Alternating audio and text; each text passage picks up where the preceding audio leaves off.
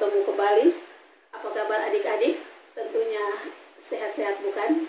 Adik-adik yang kekasih dalam Tuhan, walaupun dengan situasi dan kondisi yang terjadi saat ini, tapi tidak mengurangi sukacita kita untuk datang kepada Tuhan, mendengarkan kebenaran firman Tuhan di saat ini.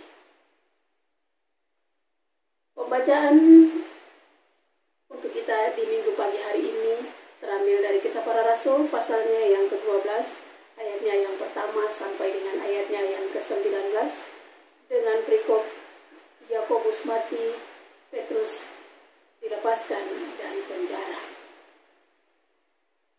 Dan yang menjadi tema bagi perenungan kita di saat ini yaitu doa berkuasa dan mendatangkan mujizat. Adik-adik yang kekasih di dalam Tuhan, nats pembimbing bagi kita di saat ini terambil dari Kisah Para Rasul pasalnya yang ke-12 ayatnya yang ke-5. Demikianlah Petrus ditahan dalam penjara, tetapi jemaat dengan tekun mendoakannya kepada Allah. Adik-adik yang kekasih di dalam Tuhan kita Yesus Kristus, doa adalah nafas hidup orang percaya. Melalui doa, orang percaya dekat di hadirat Tuhan untuk menyatakan pergumulannya dan memohon kehendak Tuhan terjadi dalam hidupnya. Dan hal inilah yang terjadi ketika Petrus dipenjarakan dan jemaat terus berdoa. Dan akhirnya Tuhan melepaskan Petrus. Menjadi orang Kristen harus mau menderita.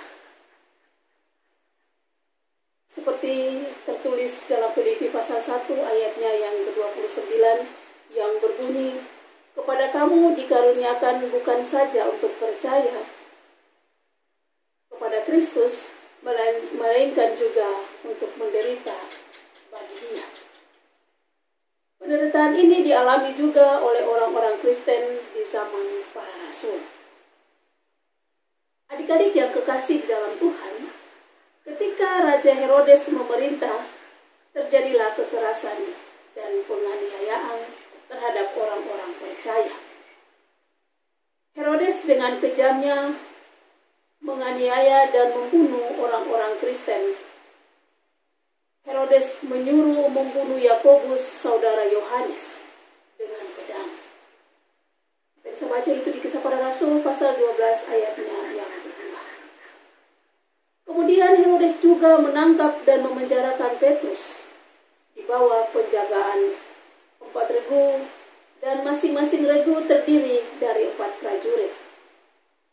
Pada ayatnya yang keempat. Adik-adik yang kekasih di dalam Tuhan, tidak dapat dibayangkan seperti apa perasaan Petrus ketika itu. Karena ia pasti akan bernasib sama seperti Yakobus.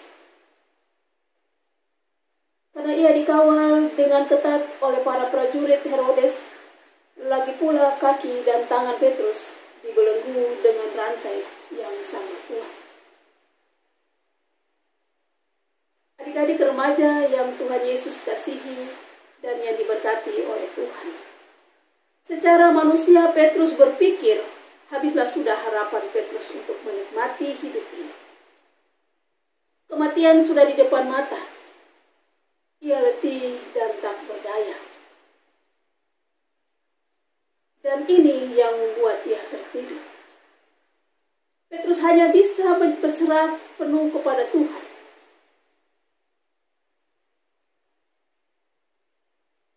Adik-adik yang Tuhan Yesus kasihi, mungkin saat ini kita sedang mengalami hal yang sama seperti Petrus. Terbelenggu rantai yang sangat kuat. Terbelenggu dengan berbagai macam persoalan hidup kita. Terbelenggu dengan kebiasaan-kebiasaan kita yang membuat kita jatuh. Dan kita susah untuk dapat mengendalikan diri kita. Untuk keluar dari situasi seperti ini. Dan masih banyak lagi persoalan hidup yang lain. seperti di dalam penjara, tak berdaya dan tanpa harapan, karena tak seorang pun yang memperhatikan, yang peduli dan menolong kita. Petrus pun tak dapat bergerak untuk lepas, dan esok hari kematian pasti dialaminya. Namun apa yang terjadi adik-adik? Petrus mengalami pertolongan Tuhan yang luar biasa. Mujizat yang sama sekali tak terpikirkan oleh akal manusia. Terjadilah semua karena doa dari jemaat. Seperti tertulis, demikianlah Petrus ditahan di dalam penjara, tetapi jemaat dengan tekun mendoakannya kepada Allah. Bukan sembarang doa, tetapi doa yang tekun dan penuh iman. Karena ketekunannya, tergeraklah surga dan kuasa Allah pun bekerja. Allah mengirimkan malaikatnya untuk melepaskan semua belenggu yang mengikat Petrus. Ayatnya yang ke-7 dan ayatnya yang ke-8.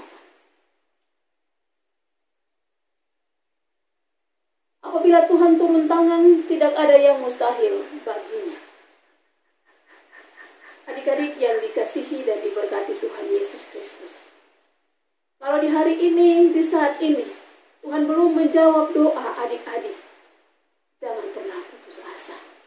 Tetaplah berdoa, tetaplah berpengharapan di dalam Tuhan, bahwa Tuhan akan menjawab segala doa-doa. Karena itu adik-adik,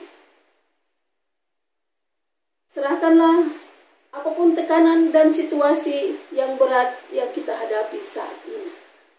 Janganlah menyerah, janganlah kita ditaklukkan oleh keadaan. Bertekunlah dalam doa. Tuhan selalu peduli kepada orang yang berseru kepadanya. Kiranya lewat perenungan kita di saat ini, lewat cerita Alkitab di saat ini, menguatkan iman kita. Terlebih khusus adik-adik dalam menjalani kehidupan, selalu tekun di dalam doa, selalu berpengharapan bahwa Allah ada dan tidak pernah meninggalkan kita. Tuhan Yesus memberkati kita sekalian. Amin. Jika jiwaku berdoa kepadamu Tuhanku,